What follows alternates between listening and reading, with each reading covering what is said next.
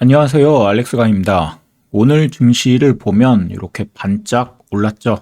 이런 거 보면서 이제 드디어 바닥인가 매수해야 하나 라고 생각할지도 모르는데 사실은 조금 더 기다려 보라는 말씀을 드리고 싶습니다. 기관 외국인들 매매 동향을 보면 외국인은 계속 이렇게 순매도 하다가 이렇게 반짝 하루 매수하고 또 계속 매도하다가 반짝 하루 매수하고 이런 패턴이 반복이 되고 있죠. 이런 게 사실은 개미들한테 이 물량을 떠넘기려고 일부러 이렇게 살짝살짝 희망을 주는 거 아닌가?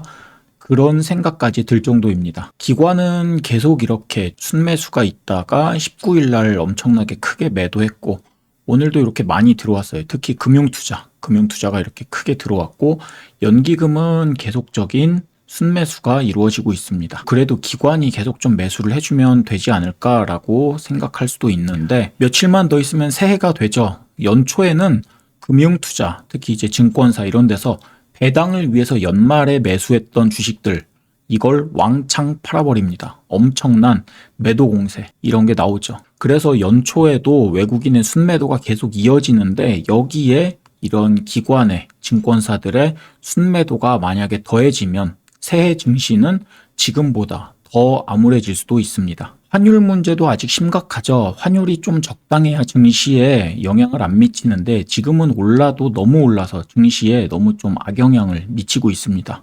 특히 아직 환율이 안 꺾이고 조만간 1,500원 가겠는데 라는 이런 불안감 이것 때문에 증시가 더 밀리고 있는 거죠. 그래서 지금까지 악재들이 계속 남아있는데 오늘 이렇게 하루 반짝 들어왔다. 특히 외국인이 순매수를 했다고는 하는데 외국인의 순매수가 그렇게 규모가 크지는 않아요.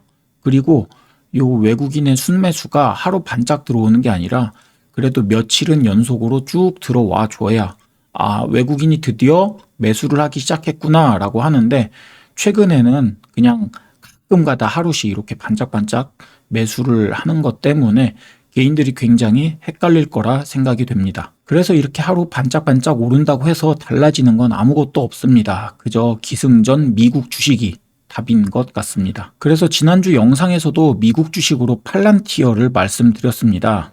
영상에서 이야기하지 못한 호재가 또 있는데 지난 19일에 미군과 신규 계약이 또 터졌어요. 그래서 우리 돈 8,900억 원 규모의 매출이 올해 이 팔란티어에 추가로 발생이 될 거라는 그런 소식입니다. 요즘 탄핵 관련 시위, 집회, SNS에 자랑하는 이런 것들 다 CIA에 신고했다 막 이런 글이 많이 나오죠. 왜냐하면 트럼프 정부에서 반미주의, 특히 미국에 위해를 가할 위험이 있는 사람 이런 데에 대한 입국을 더욱 깐깐하게 보겠다는 건데 여기에 이제 탄핵 반대 시위 이게 같이 맞물려 들어가면서 사람들이 막 신고를 하죠. 그런데 이유야 어쨌건 정치적인 그런 논란을 떠나서 이런 일이 가능할 수 있게 하는 게 팔란티어의 소프트웨어 이거라는 말이 많습니다. 그래서 트럼프 정부가 이제 아직 시작도 안 했는데 이 정도면 트럼프 정부가 본격적으로 시작이 된다면 팔란티어의 매출은 더 크게 늘어날 거라는 기대가 계속 커지고 있어요. 지금 팔란티어의 유일한 악재는 주가가 너무 고평가되었다는 겁니다. 매출이 앞으로도 크게 늘 거다, 성장주다, 성장 기업이다 이런 건 알겠는데 그거에 비해 주가가 너무 높다는 거죠. 그래도 어쨌거나 좋은 곳에 돈이 몰리는 건 모든 사람들의 마음이 똑같은 것 같습니다. 그래서 지난 영상에서 봤던 이 차트인데 우리나라 사람들이 제일 많이 매수 중인 종목이 팔란티어라는 거죠.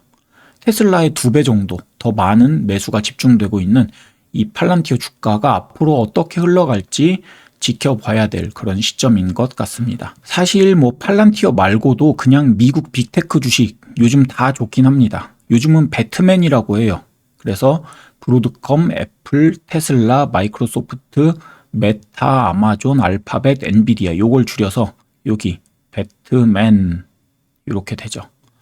그래서 국내 주식으로 막 하루하루 단타 칠 거 그런 사람 실시간 대응이 가능한 사람 이런 사람들이 아니라면 그냥 이런 미국 주식에 관심을 갖는 게 좋을 것 같은 그런 시기입니다. 그렇다고 국내 주식을 완전히 버리는 건 아니죠. 이렇게 하락하다가 언젠가는 반등하지 않겠습니까? 지금 증권가에서는 내년도 우리나라 주식시장은 상저하고 그러니까 전반기에는 조금 하락하다가 그래도 후반기 들어서는 조금 반등하지 않을까 뭐 이런 전망들을 하고 있어요. 왜냐하면 국내 코스피, 코스닥의 PBR을 볼게요.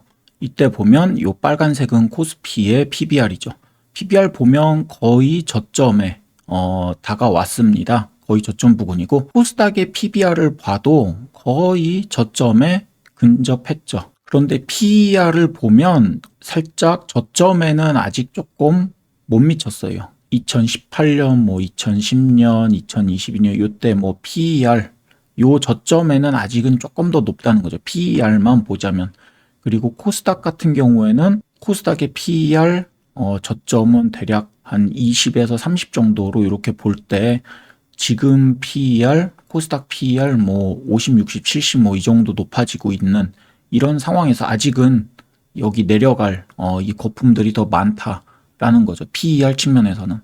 그런데 항상 이 PBR, 특히 우리나라 대형주 있죠. 삼성전자를 비롯해서 이런 대형주들을 보면 여기 이제 PBR 관점에서 거의 저점에 근접했다라는 그런 이야기가 있고요. 그러니까 이런 걸 보면서 우리가 지금 PBR 관점에서는 거의 저점이지만 앞으로 이제 언제 다시 이 기업들의 실적이 나아질지 그걸 보면서 좀 기다려 봐야 될 그런 시점이라는 거죠. 어쨌거나 하락이 큰 만큼 반등도 앞으로 또 크게 올 게 기대가 되는 상황이기도 하고요.